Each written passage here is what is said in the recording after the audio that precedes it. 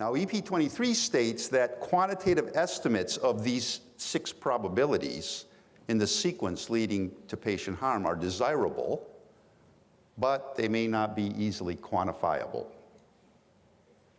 So what EP23 says is that if those probability estimates are not easy to quantify, you maybe can use these descriptive categories or something like this, and Jim showed this already. So their suggestion is to use 5 categories, ranging from frequent, which means once a week, up to improbable, which is once in a life of the monitoring system.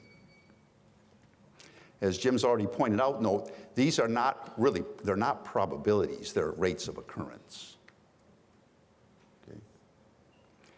So, in a sense, what EP23 is suggesting is this is what we'd like, but that might be tough. So what we're going to do again is kind of let that disappear, and we're going to drop this thing in. Okay, so now what we're going to do is we're going to go for an initiating cause, and then we're going to make an assessment of the likelihood that that causes patient harm. Well, some of that stuff in the middle was the detection part that kind of disappeared now. So theoretically, it's rolled into these estimates of frequency of harm. The detection's in there somewhere. Okay. So my question is this the best we can do? Do we have to punt? Do we have to drop back and punt from that original figure to this? And I'm going to try to convince you that no, we can do better than this. We can. It's not as easy as asking 5 people what they think the risk is and then taking the average. But we can do better than this. And we have the tools available. We've had them available for quite a while.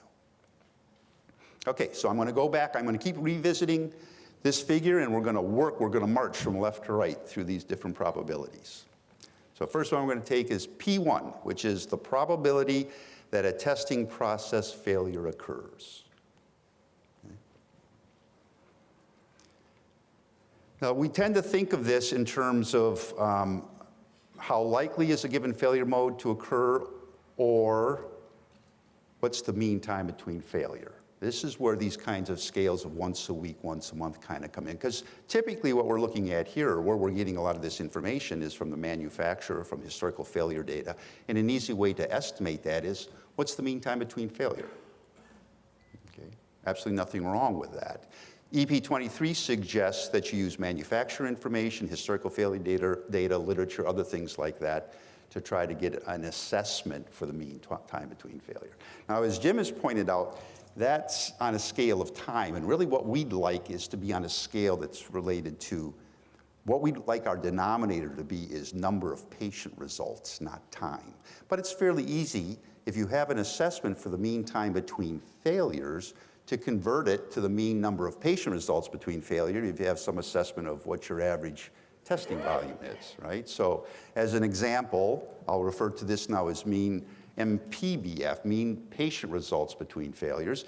If you assess that your mean time between failure is 30 days, and on average you test about 150 results a day for that particular analyte, then the mean number of patients between failures is just the product, 30 days times 150 a day, or mean number of patient results between failures is about 4,500. So if you get data about that are given to you in terms of mean time between failure, just doing a little assessment of what your load is, your testing volume, you can convert that to mean number of patient results between failures. Okay, so I'd say we do have, EP23 gives us some guidance, and we have data that we can seek out to try to give something quantitative for P1.